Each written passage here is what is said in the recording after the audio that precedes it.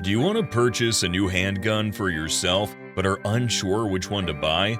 Look no further on other channels or websites. We've created this in-depth content exclusively to solve this problem for you, and now you can acquire your firearm. You'll discover the following models, all of which are considered the most reliable for adding to your collection or for practical use. In any case, these are models that are considered indispensable for your home. But we're not going to talk about Glock models because they always make it to these lists. Although they are excellent models, we want to give you an opportunity to look at other models that also deserve recognition. If we've left out any other models that you believe are a good option to include, we invite you to let us know in the comments. Get comfortable and pay attention. Let's begin.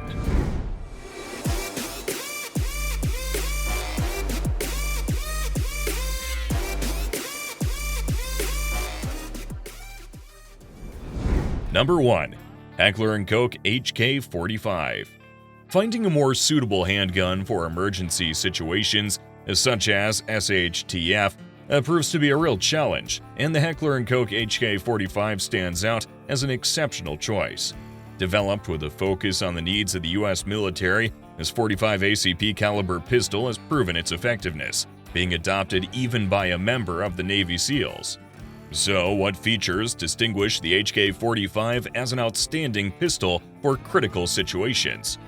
Firstly, the .45 ACP rounds used in the manufacturing of the HK45 are notably more powerful than the commonly seen 9mm bullets today. This is not to claim that .45 ACP bullets surpass 9mm ones, but they're unquestionably more damaging upon impact. Despite this, firing a pistol with .45 ACP ammunition has some disadvantages, such as a more pronounced recoil and a limited magazine capacity, a 10+1. In places where high-capacity magazines with more than 10 rounds are prohibited, using a .45 ACP pistol can be considered a significant advantage. The distinctive features that solidify the HK45's position as a reliable pistol in critical situations include its ambidextrous controls, ergonomic control, Picatinny accessory rails, polygonal rifling, and a recoil reduction system. Additionally, the HK45 offers trigger options in DA or SA, along with a safety or decocking lever that allows carrying the pistol cocked and locked for faster reaction times. Although some argue that these features make the HK45 too complex to be considered a true option for critical situations. Number 2. Smith & Wesson M&P 2.0. This firearm stands out as an exceptional percussion pistol that builds upon the rich tradition of the renowned M&P series. This latest version boasts improvements and enhanced features, placing it in an attractive position for those seeking a reliable and comfortable handgun. Among the enhancements is an extended steel frame to reinforce rail stiffness and a slide illumination designed to counterbalance the additional weight on the frame. Furthermore, the trigger's been upgraded compared to the original M&P, offering an improved factory grip on the handle, ambidextrous controls, and tighter sights that translate to more accurate shots. With a capacity of 17 rounds of ammunition, which is standard for a full-size or service pistol, the Smith & Wesson M&P offers versatility. The option to purchase it with or without a manual safety further expands its appeal, providing flexibility to users. Equipped with a 9mm chamber, the M&P 2.0 features a consistent and smooth trigger that contributes to its overall shooting capability. The aggressive grip texture ensures a secure hold even in the most challenging conditions.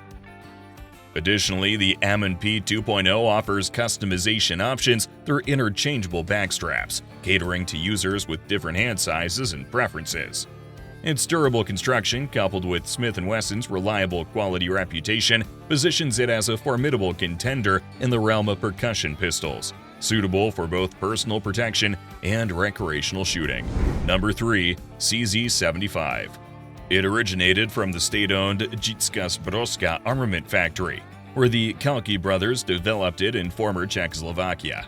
Initially conceived for military use, this firearm was exclusively intended for the export market. Production began in 1976, with a modest 2,000 pistols manufactured in the first year. As demand grew, production increased significantly, surpassing 20,000 units in the subsequent years. In 2007, a milestone was reached with the production of over 1 million of these pistols, and since then, production continues to evolve and improve continuously. This model's gained recognition in the service of over 20 countries, being employed by military, police, and special operations forces. The CZ75 has been widely copied and cloned, with the production license sold to ITM in Switzerland. Among the notable copies are the Springfield P9 in the United States, the NZ75 in China, the Jericho 941 in Israel, the Tanfoglio series in Italy, the ITM 8088 in Switzerland, the Sphinx 2000, and the Sarsumas M2000 in Turkey. The attractive design of the CZ75 is complemented by its reliability and precision, making it one of the best pistols in its category. Its comfortable handling and accurate shooting have highlighted it as a successful weapon. The CZ75 is designed for 9x19mm parabellum ammunition. Although it's relevant to mention that in former Czechoslovakia, law enforcement used Soviet ammunition of 7.62x25 and 9x18, with 9x19mm being the standard in the West. Variants of the CZ75 are also manufactured with chambers for .40 Smith & Wesson and IMI 921 ammunition. This firearm features a fully sealed construction and operates through short recoil, incorporating a Browning locking system similar to the Swiss SIG P210.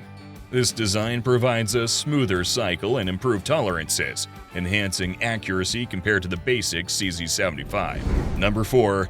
Beretta 92 FS. The Beretta 92 stands out as one of the most acclaimed pistols worldwide. Conceived in 1972 in Italy by Carlo Beretta, Giuseppe Mazzetti, and Vittorio Valli, its design evolved from Beretta's previous design lines. Production began in 1975 with a modest total of 5,000 pistols manufactured until 1976. From that year, large-scale production was established, exporting to various countries. Some countries produced it under license, while others created their own versions. A variant of the Beretta 92 became a standard issue for the U.S. military. Although now considered obsolete compared to modern pistols, the Beretta 92 remains widely used by military and police forces. Despite its age, this pistol and its variants continue in service in 40 countries, maintaining its popularity among civilian customers. The Beretta 92 is designed for 9x19 parabellum ammunition, featuring a short recoil action that distinguishes it from its Italian predecessors with recoil action. Its accuracy, even at long distances, and the elegant design are appreciated by some users. With a double-action trigger, it can also be fired in single-action mode. This pistol has a manual safety. The construction of the Beretta 92 incorporates alloys to reduce weight, although this led to a decrease in its lifespan. Initial issues, such as slide breakage after 4,000 to 6,000 shots, led to Beretta's constant design improvement. In later models, most reliability issues have been successfully addressed. In terms of reliability, Beretta's data indicates that the improved model of the Beretta 92 is capable of reaching 17,500 shots without interruption. Although proven reliable, the bulkiness and weight of the pistol may be uncomfortable for some users, making handling and concealed carry challenging. Feeding is done through a double-stack magazine with a capacity of 15 rounds, surpassing older pistols with smaller single-stack magazines. Fixed iron sights and an effective shooting range of approximately 50 meters complement the features of the Beretta 92. Number 5. S&W 686. This model's been in existence since 1980. It addressed the issue faced by law enforcement officers who still carried revolvers at that time, with Smith's K-frame pistols and .357 mag. The repeated hammering from magnum loads proved too much for the frame size, prompting the company to merge its large end frame with 44 dimensions at the front, the K-frame grip, and trigger action geometry at the rear. The resulting L-frame gun also benefited from an increased cylinder diameter, making it robust enough to withstand the impacts of .357 mag and a full-length underlug that added weight to the front to assist in managing recoil. The trigger face is S&W, of medium width and smooth. This is also done for double-action shots. While some shooters prefer a squared trigger face for rapid double-action shots, most of us want the face to be smooth. This way, the finger on the trigger can slide a bit across the trigger face while firing at high speed.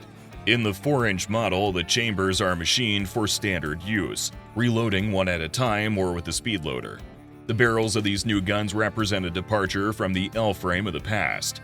The Performance Center profiles these barrels with a conical bottom lug instead of the full-size lug that made its debut on the L-frame. If the underlug was so important back then, why not continue it today? Well, first, people considering carrying this firearm don't want the extra weight. Second, no competitive shooter will fire .357 mag ammunition, so the additional weight of the full lug offers no advantages. The bottom tab of the 686 is long enough to cover and protect the ejector rod, and it also contains the front lock plunger with a spring. There are more changes on the top, starting with the ventilated rib. The rear sight is S&W standard adjustable sight with elevation and windage adjustments. The front sight is a bright orange plastic blade pinned to the rib. If you want something else, it's quite easy to pull out the pin, change the blade, and replace the pin. You can have a fiber optic, a night sight, some color other than orange, and practically whatever your heart desires. As expected from a Performance Center pistol, the barrels are expertly fitted, with tight clearances between the barrel and the cylinder. I measured the gap in each chamber and found that the 5-inch model was fitted with a 0.003-inch clearance, and the 4-inch model passed a 0.004-inch gauge, but rejected a 0.005-inch gauge. But what about everyday carry? Well, a revolver with a 4-inch barrel will always be a bit easier to carry than the same with a 5-inch barrel, but with the right holster and clothing, you can easily carry a 5-inch revolver. We've reached the end of the video. Now, when you close this video, you'll have new knowledge about your question. You already know which models are the most ideal to acquire, you just have to choose which one is perfect for you. What do you think about this list? Do you believe it's valid? Let us know if there's any model we haven't included for future consideration. We invite you to become part of our community. Subscribe and activate the bell so you won't miss any of our content. Share this video with that friend who's in the same situation. Thanks for choosing us. We'll see you in our next video.